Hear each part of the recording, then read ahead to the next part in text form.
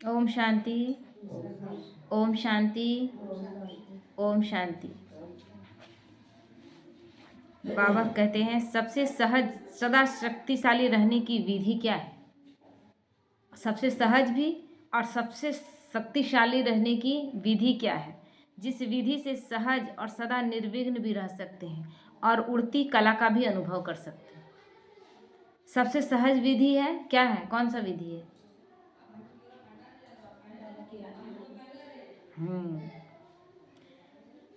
और कुछ भी भूल जाए लेकिन एक बात कभी नहीं भूले, मेरा बाप।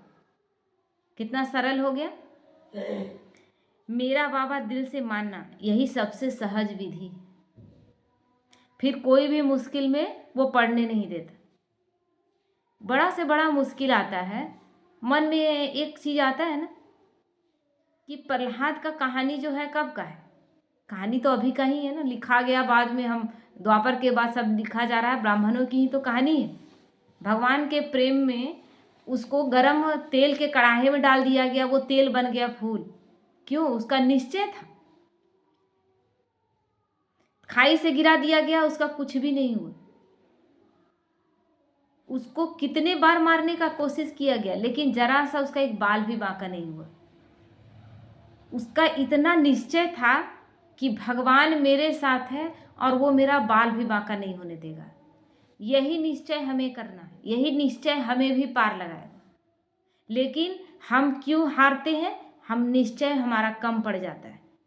मान लीजिए मेरे किसी रिलेटिव्स को, जिसको हम बहुत मानते हैं, उसको कैंसर हो गया। अब एक बात बताइए, कैंसर बड़ा है कि मेरा बाबा बड़ा है? बाबा बड़ा है ना, लेकिन हमें कैंसर बड़ा लगने लगता है। मोहवश हमारे मन में गलत ही विचार आते हैं। लेकिन हम एक चीज निश्चय कर लें कि जब भगवान मेरे साथ है और वो वैद्यनाथ है, उससे बड़ा वैद्य नहीं। सारे दुनिया के डॉक्टर जब हार जाते हैं तो वो डॉक्टर भी क्या कहता है, आप भगवान ही कुछ कर सकते हैं। तो उससे बड़ा, उस सबसे सहज है कि उसको याद करना, उससे सरल कुछ भी नहीं। वो नहीं बोला कि व्रत करोगे तब मैं तुम्हारा, प्रहलाद कोई व्रत कर रहा था क्या? उसको जब मारने आया तो क्या वो व्रत करके बैठा था कि नहीं व्रत आज किया है तो आज नहीं, उसका कुछ भी नहीं हो सकता है? उसको तो हर दिन मारने का प्रयास किया जा रहा था। क्या वो हर दिन व्रत में था? हाँ, एक व्रत में था, पवित्रता के व्रत में था, भगवान पर निश्चय बुद्धि का व्रत था कि हर स्थिति में अचल अडोल अवस्था रहे, ये व्रत था। किसी को कभी किसी के लिए कोई गलत संकल्प नहीं चलाना, ये व्रत था। लेकिन ये सारे व्रत छोड़ के हम कौन सा व्रत अभी कर रहे हैं? केवल हम उस दिन नमक नहीं खाएंगे, प्याज लहसुन नहीं खाएंगे, बस इस चीज का व्रत कर रहे हैं। केवल हमारे विचार ही हमें या तो ऊपर उठा सकते हैं या नीचे गिरा सकते हैं, बस, और कोई नहीं। कोई भी शख्स में ये ताकत नहीं कि वो हमें नीचे गिरा दे। कोई बीमारी में ये ताकत नहीं कि वो हमें नीचे गिरा दे। कोई बीमारी, कोई एक्सीडेंट हमें मार नहीं सकता। यहां से निश्चय। वो भाई का कहानी सुने थे ना, कहानी है, वो तो सच्चाई है, जिसका मतलब ब्रेन में इतना सारा ट्यूमर, लेकिन बाबा के दृष्टि देते ही 20 साल तक उसका ट्यूमर, जब डॉक्टर बोला था ना, उस समय बोला था सिर्फ 3 महीने तुम जीवित रहोगे, और 20 साल तक उसको कुछ नहीं हुआ। तो भगवान बड़ा है ना। हम मोहवश डर जाते हैं और हम बीमारी को बड़ा कर देते हैं, परिस्थितियों को बड़ा कर देते हैं, विघ्नों को बड़ा कर देते हैं, भगवान को छोटा कर देते हैं। पता नहीं भगवान करेगा भी कि नहीं, पता नहीं मेरा किस्मत में अच्छा लिखा है कि नहीं। जब भगवान कह दिया है कि मैं आया ही हूं तुम्हारा कल्याण करने के लिए, बस इसी निश्चय से हमें चलना है। मेरा कल्याण ही होगा। बाबा मेरे आंख में एक आंसू नहीं आने देगा। जब इस ज्ञान में आए थे ना, तब बाबा से बस उस समय नहीं आता था कि बोलना क्या है, बात क्या करना है। हम बोलते हम बहुत रोए बाबा, अब मेरे आंख में आंसू नहीं देना, तो कभी भी नहीं देना। क्योंकि हम इतना रोए हैं कि जिसका मतलब लगता था कभी कभी कि मेरे आंख का आंसू भी सूख जाएगा, रहेगा ही नहीं। कभी कभी होता है ना, बहुत ज़्यादा रोते तो आंख से रोशनी भी चला जाता है, कहते पानी भी खत्म हो जाता है। तो उससे कहते थे कि एक आंख में मेरा आंसू नहीं आना चाहिए। उस समय उतना बुझाता नहीं। अब सोचते हैं, बहुत चीज़ों को सोचते हैं कि जब भगवान बोला ही है कि मैं आया ही हूँ तुम्हारा कल्याण करने, तो मेरा अकल्याण कैसे होने देगा? होने देगा? वो मेरा अकल्याण नहीं होने देगा। जिस चीज़ में मेरा कल्याण लग रहा है, जिसके लिए मेरे आंखों में आंसू आ जा रहा है, वो हमारा अनिश्चय है, लेकिन वो मेरा हाथ पकड़ा, वो मेरा बुरा होने नहीं देगा। तो बाबा कहते हैं यही सबसे सहज विधि है आगे बढ़ने की। मेरा मेरा मानने का संस्कार तो बहुत समय का है ना। हर चीज में मेरा है। हाँ, मेरा घर है, मेरे बच्चे हैं, उसको हमको ट्रीट करना है। कोई दूसरा कैसे बोल सकता है? बच्चे का थोड़ा सा बात आ जाएगा बाहर से ना, आप ही जानते हैं आपका बच्चा बहुत अच्छा, मेरा बच्चा बहुत खराब, तुरंत बच्चे के लिए लड़ाई हो जाएगा। नहीं नहीं, मेरा बच्चा सबसे अच्छा है। ये मेरा मानने का संस्कार है। तो मेरा मान रहे हैं, दुख आ रहा है ना, अपने बच्चे की गलती भी नहीं दिखाई दे रही है, दुख लग रहा है कि मेरे बच्चे को कोई कैसे बोल देगा, लेकिन मेरा बाबा कहते ये बात दुख देता है कभी? और सब मेरा जो है ना वो झूठ है, कोई मेरा नहीं, कोई मेरा नहीं। अभी स्थिति ऐसा हो गया है ना, बाहर कुछ जगहों पर जाकर देखिए, अभी तो मेट्रो सिटी का बात छोड़ दीजिए, छोटे छोटे शहरों में भी ऐसा स्थिति है, कौन किसका है?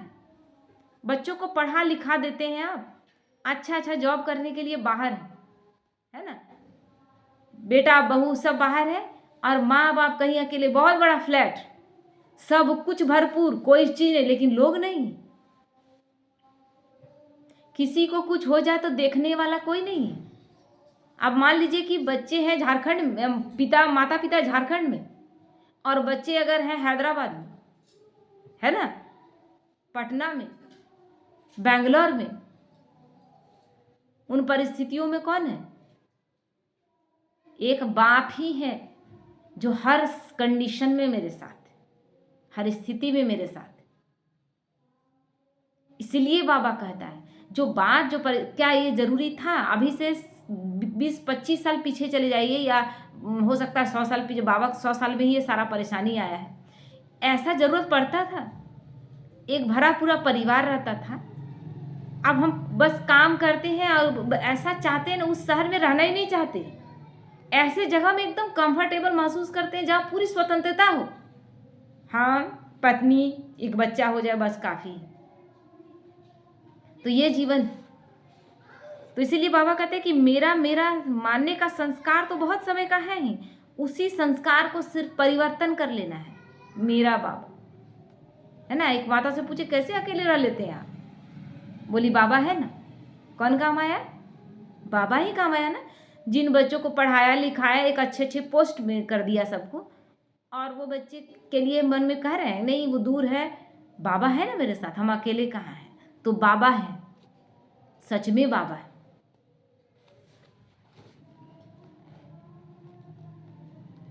तो बाबा कहते हैं अनेक मेरे को एक मेरा बाबा, उसमें समाना है। अनेक चीज थी, मेरा घर, मेरा परिवार, मेरी पत्नी, मेरा पति, मेरे बच्चे, कितना सारा था, लेकिन कुछ भी है?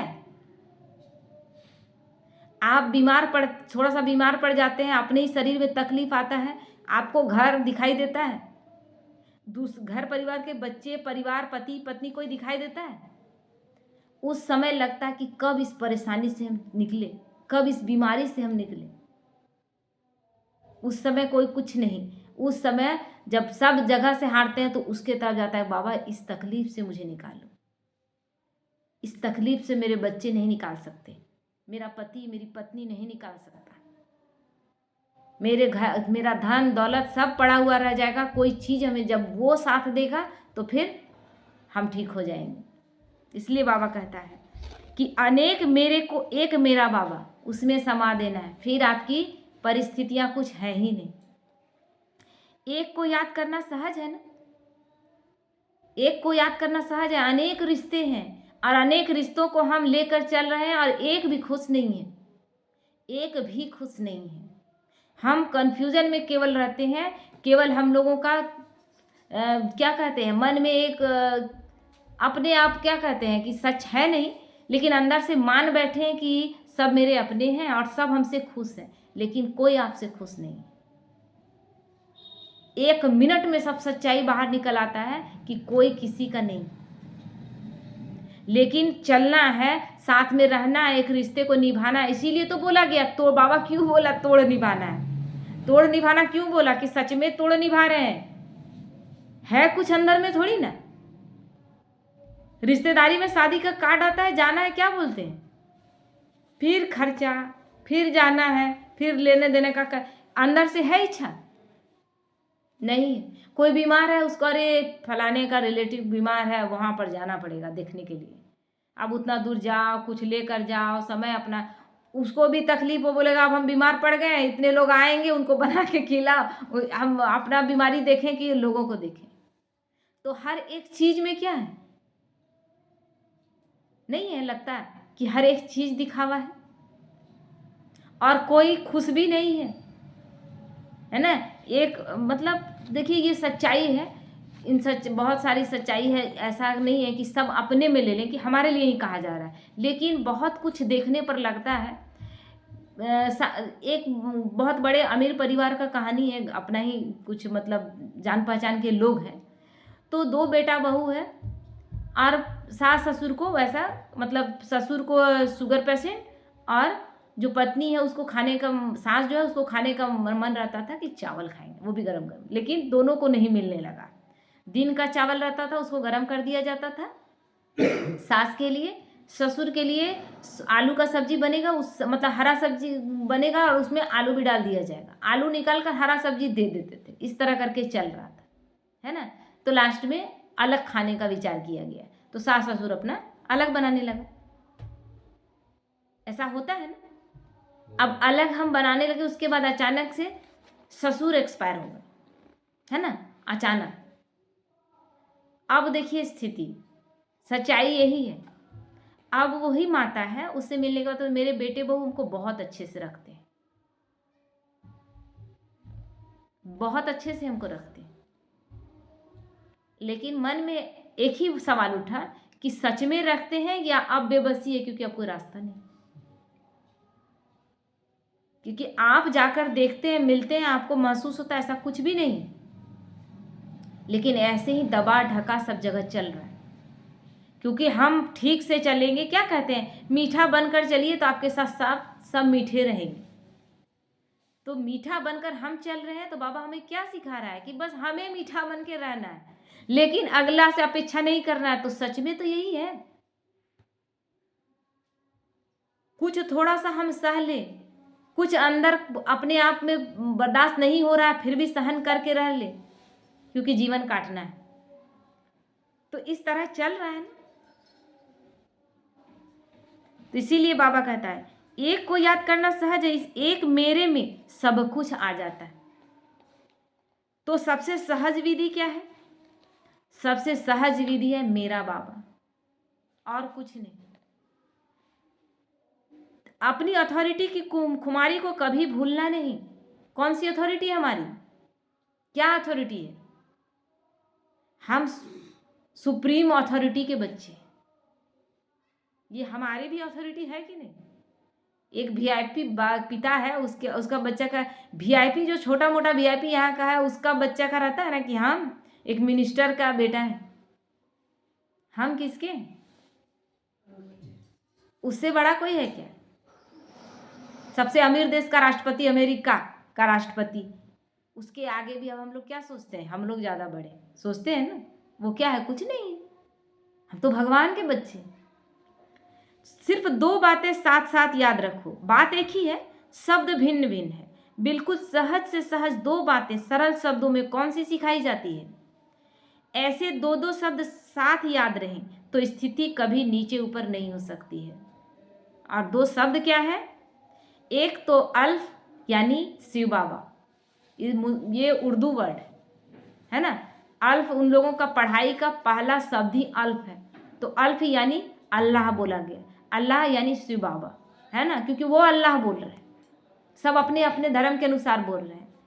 तो शिव बाबा और बेमतलब बादशाही, 2 चीज याद रखना है, शिव बाबा और शिव बाबा का दिया हुआ वर्षा, बस 2 ही चीज याद रखना है। बाकी सब चीज़ें भूल जानी है। इस वक्त हमें क्या करना है, मैं खुश रहूं हर स्थिति में, मेरी स्थिति हमेशा पावरफुल रहे, दूसरों के साथ बुरा नहीं करना है, लेकिन हर बात में मेरी स्थिति पावरफुल रहे। हम हलचल में नहीं हैं, हम हलचल दूसरे के वजह से आते हैं ना।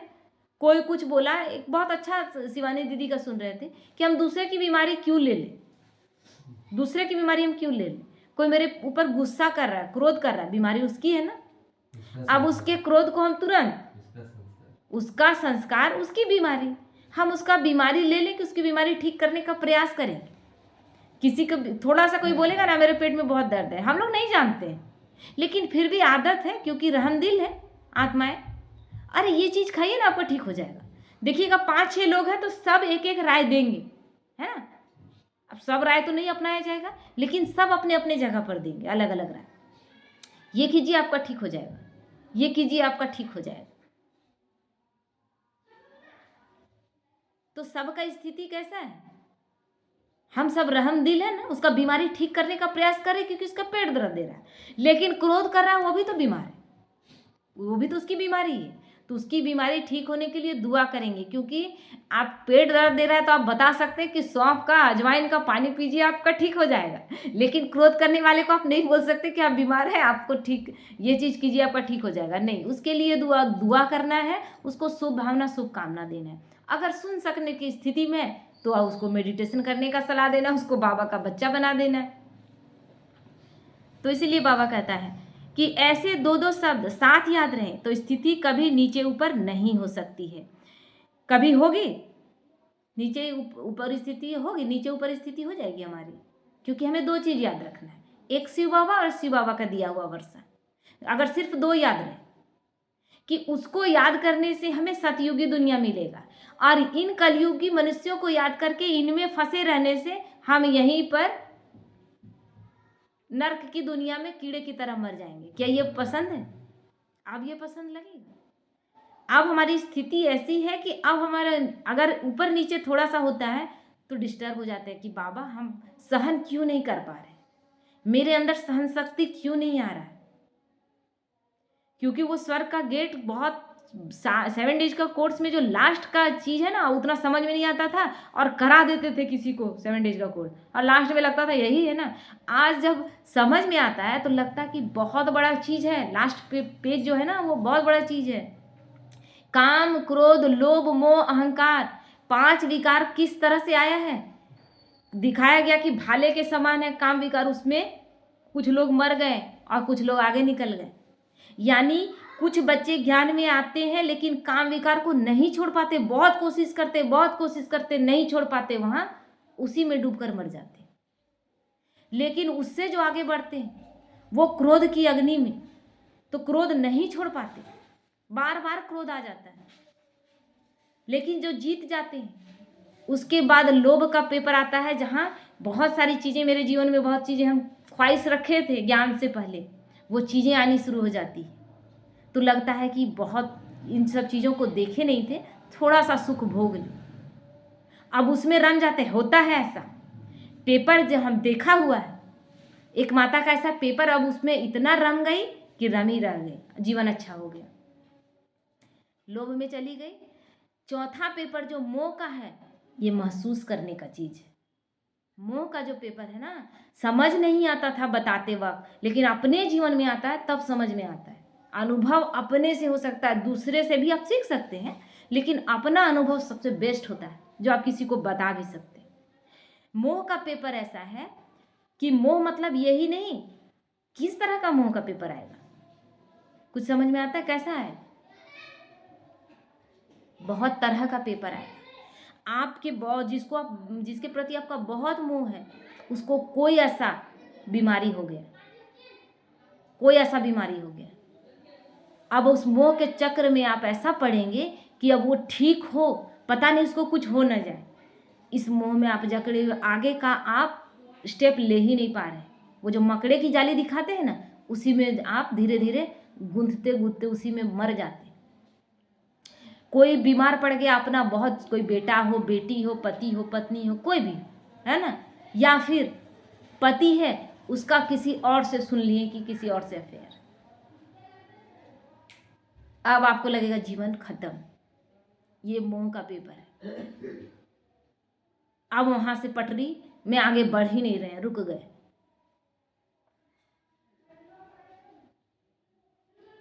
या कोई ऐसा जिसको बहुत मानते थे, जिसके लिए बहुत कुछ किए थे, अब अचानक उसका रंग बदल गया। हम तो इसके लिए बहुत किए थे। और ये स्टेट आने ही है दीदी, आने ही बिल्कुल ये आता है। हम बहुत किए थे, मरने जीने का हालत में हम सबको लेकर चले थे। ये कौन सा पेपर आ रहा है? मेरे बारे में तो कुछ जरा सा भी इस आत्मा को मेरे से जरा सा मोह, मेरे से प्यार है ही नहीं। मोह तो नहीं है, मोह ही है, लेकिन हम उस समय कहेंगे मेरे से तो प्यार ही नहीं, मेरे बारे में तो जरा सोचती नहीं है, और हम इसके बारे में क्या क्या नहीं किए। ये सब मोह का पेपर है। बहुत सारे पेपर हैं, लेकिन इसको हमें अटेंशन देकर पार करना है, इससे हम नहीं निकल पाते। तो जब बीमारी का पेपर आए तब एकदम क्लियर यही कहें कि भगवान ने मेरा हाथ पकड़ा है और उसने कहा है कि तुम्हारे साथ कभी अकल्याण नहीं होगा, तो वो नहीं होने दे। दूसरा, वो सुप्रीम वैद्य है, उससे बड़ा कोई वैद्य नहीं, सुप्रीम सर्जन है, कुछ भी नहीं होने देगा, वो कुछ भी नहीं होने देगा। ये शक्तिशाली संकल्प, क्योंकि सिर्फ संकल्प ही है जो हमें नीचे गिरा सकते हैं, और वही संकल्प हमें ऊपर उठा सकते हैं। जैसा संकल्प वैसा सिद्धि। अच्छा संकल्प ऊपर उठा दिया, बुरा संकल्प नीचे गिरा दिया। उस पेपर को पार करने के लिए हमें केवल पावरफुल स्थिति रखनी है और बहुत कम टाइम के लिए रखनी है। माया आती है बहुत तेजी से और बहुत शक्तिशाली बनकर, लेकिन हम उसको जब इग्नोर कर देते हैं तब माया को लगता है इसमें नहीं सकते। इसीलिए कहा गया कि माया फिर क्या करती है? आपको हार पहनाती है। वो हार जाती है और आपको जीत का हार पहनाती है। लेकिन कब? जब हम शक्तिशाली हैं, जब हम एक्सेप्ट कर लिए कि नहीं, मेरे साथ भगवान, मेरा कुछ भी बुरा हो ही नहीं सकता। और जो कहानियां हैं उस वो झूठ नहीं है। प्रहलाद का जो पेपर है उसमें प्रहलाद को कहीं अनिश्चय नहीं है। प्रहलाद को कभी एक बार भी नहीं आया कि जब हम भगवान को इतना मानते हैं तो मेरे साथ इतना पेपर क्यों आ रहा है, मुझे खाई से क्यों गिरा दिया गया, मुझे गर्म कढ़ाई के तेल में क्यों डाल दिया गया, है ना। उसके बाद चिता में जलाने तक का कोशिश किया गया, लेकिन कौन थे करने वाले? सब अपने थे ना। उसको ये आया मोह कि मेरे पिता ऐसा क्यों कर रहे हैं, मेरी बुआ ऐसा क्यों कर रही है? कभी सोचा नहीं। तो हर पेपर में पास। तो इसीलिए बाबा कहता है, कोई अनजान बच्चे को भी अल्फ और बे याद करने के लिए कहो तो भूलेगा? दो चीज नहीं भूलेगा। आप मास्टर सर्वशक्तिमान भूल सकते हो क्या? जब हम मास्टर सर्वशक्तिमान हैं, मान रहे हैं, तो हम सर्वशक्तिमान को कैसे भूल जाए? जिस समय विस्मृति की स्थिति होती है तो अपने से यह बातें करो कि मैं मास्टर सर्वशक्तिमान अर्फ और बे को भूल गया। फिर याद दिलाना है कि मैं कहता हूं कि मैं मास्टर सर्वशक्तिमान हूं और मैं भगवान को भूल गया, उसके साथ को भूल गया। तो ऐसी ऐसी बातें करने से शक्ति जो खो देते हो उसकी फिर से स्मृति आ जाती है। इसलिए बाबा नहीं कहता है कि अपने आप से बातें करो, आप स्वयं से बातें करो, किसी और से नहीं। क्योंकि लोगों से बात करते कभी गौर किए हैं? लोगों से बात करने से बहुत व्यर्थ नेगेटिव फालतू बातें हो जाती हैं। वो अपने हिसाब से राय देते हैं। हाँ, वो अपने हिसाब से राय भी देते हैं और जिन बातों का कभी कभी कोई मतलब नहीं होता है। जैसे किसी से बात करिए अभी, तो आपको अच्छा बात किया तब तक ठीक लगा, अब बहुत जब व्यर्थ बात चलने लगता है तो लगता है अब कब चुप हो, ये लगता है ना, कब चुप हो, क्योंकि अब समझ में आता है कि क्यों व्यर्थ में बात किया जा रहा है। लेकिन उससे बात करेंगे आपकी शक्ति बढ़ती जाती है। हर बात बाबा से, बाबा देखो ना आज ऐसे ऐसे हुआ, बाबा देखो ना आज इस आत्मा ने ऐसा किया, इसके लिए क्या करना है बाबा, थोड़ा सा सलाह दो, थोड़ा सा राय मशवरा दो, उससे बात करना। बच्चा मेरा बदमाशी कर रहा है, बाबा से, बाबा आपका बच्चा है, आप संभालो इसको। जहां हम पढ़ गए मेरा बच्चा है, हो गया खत्म। मेरा बच्चा है तो बाबा बोलो तुम संभालो, फिर मैं तो वहां हूं ही नहीं, तुम्हारा बच्चा तुम संभालो।